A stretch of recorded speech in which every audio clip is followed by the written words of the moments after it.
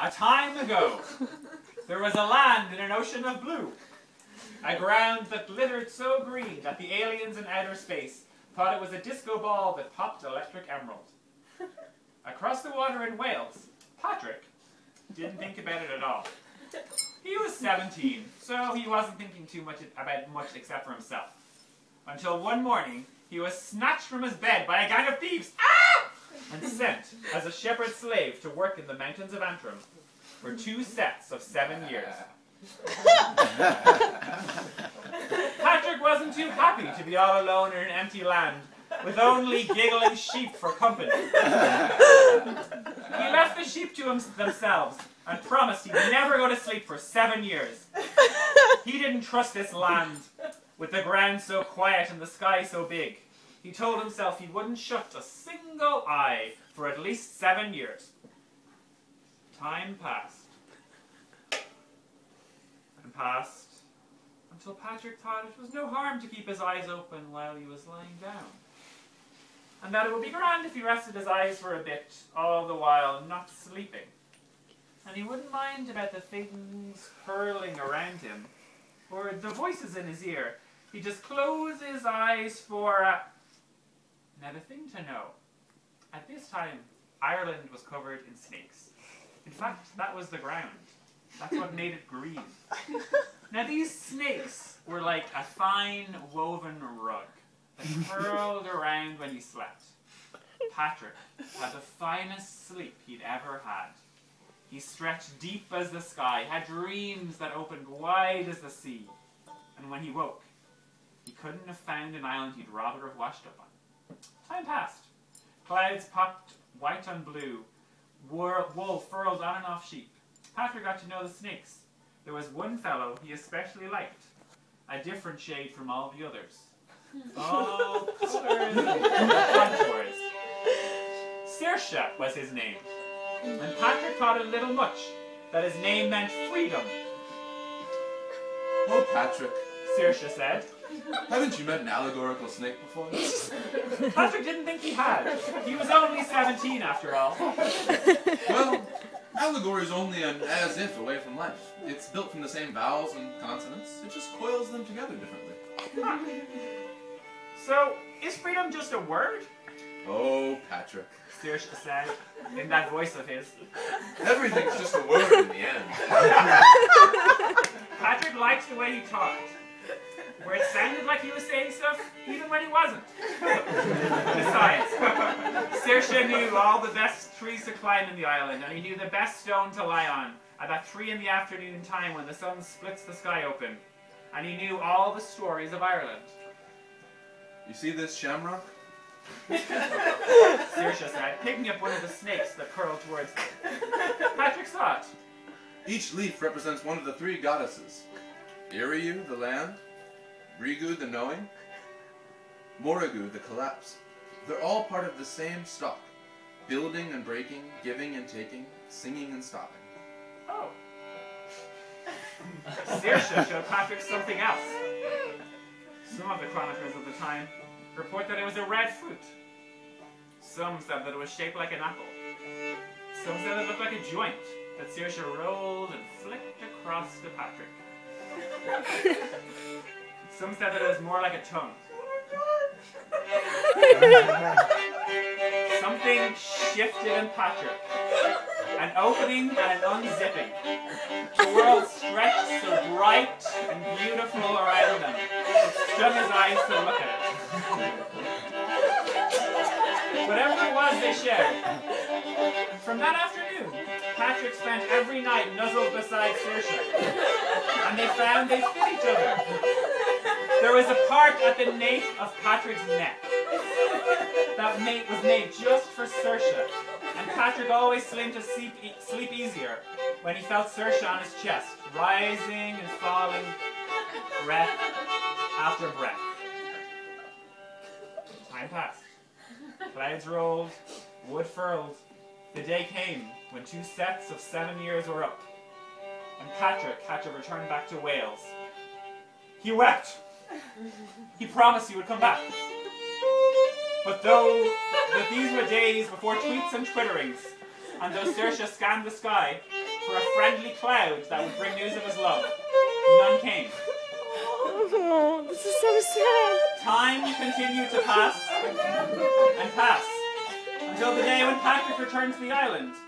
But the day was different than how Saoirse had imagined. Change hung heavy in the sky, like the air before it rains. Hey. Hi. Something had changed in Patrick. His muscles had hardened. Ideologies had wrinkled around him. I've been to business school. On his first day back. You know, I've learned so much. I majored in marketing. As Patrick talked, Saoirse couldn't help noticing that the nape of his neck, the part where he'd always seemed to fit so well, had shifted shut. So, like, this Shamrock story could totally be improved for a modern audience. So this leaf has got the Father, this has got the Son, and this is the Holy Trinity. You see? It didn't come to too much of a surprise when Patrick had found a different spot to sleep that night. He didn't like the feel of snake on skin anymore. He wasn't sure it was altogether appropriate. He was older now, wiser, a man on a mission, travelling the country with his spiels and shamrocks. It wasn't too much of a surprise some weeks later when Patrick announced his serpentine cleansing plan. It's for the best, he said. No more snakes in Ireland. He could see himself on the cover of newspapers whenever they were invented. When Saoirse said, What's a snake but a word? What's a snake but a symbol? What's between us but letters of an alphabet? Warm blood or cool, eggs or ideas. We're the same at our core. Patrick could pretend not to hear, because he was standing so high in a tower of stone, the snakes were just sounds in the ground below. It was said he couldn't look, though, that day he did it. Carted up all the snakes and sent them packing. They said St. Patrick kept his eyes away on the day that Ireland changed.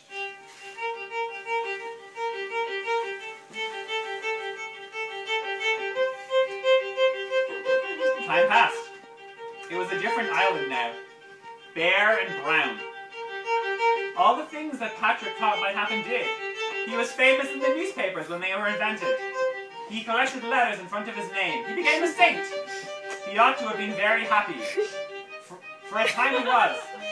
But as time continued to pass, as clouds thinned and thinned, I love it. Patrick couldn't help but feel a lack. Saoirse's taking a sip of his beer. There was a gap, a space in the nape of his neck, where another body had used to lie. Patrick clenched himself as tight as he could, prayed and prayed until his heart was stone. But he couldn't help the feeling when spring was passing across the air. He couldn't help the longing. It was a day in the 1980s, when the same spring air breezed across.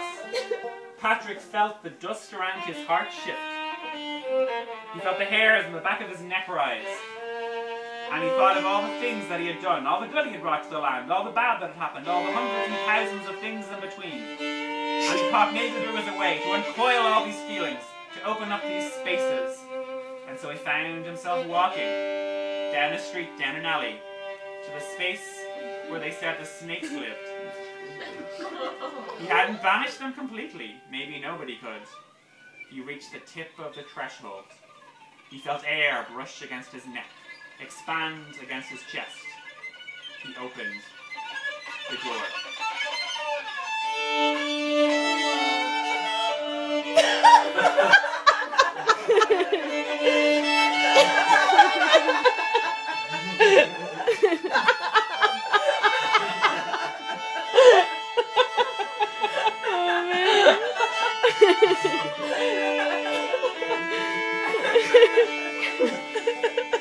Some of the chroniclers said the island changed that day. That 1980 moment when contraceptives became legal in Ireland. When safe snakes stretched across the land in a kaleidoscope of colours and contours.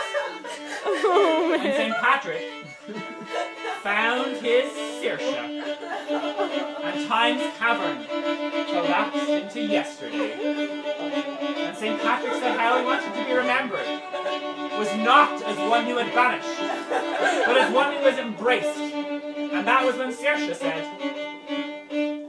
"Sometimes the time for talking's over, and the only thing left to do is shake out your limbs and dance. Until you shake off everything. Shake off past and present, unloose limbs and genitals, ideas and ideologies, skins and prejudices. Dance so hard that if aliens in outer space looked down at what they thought was a disco ball on Earth, they wouldn't know what was what, human or snake.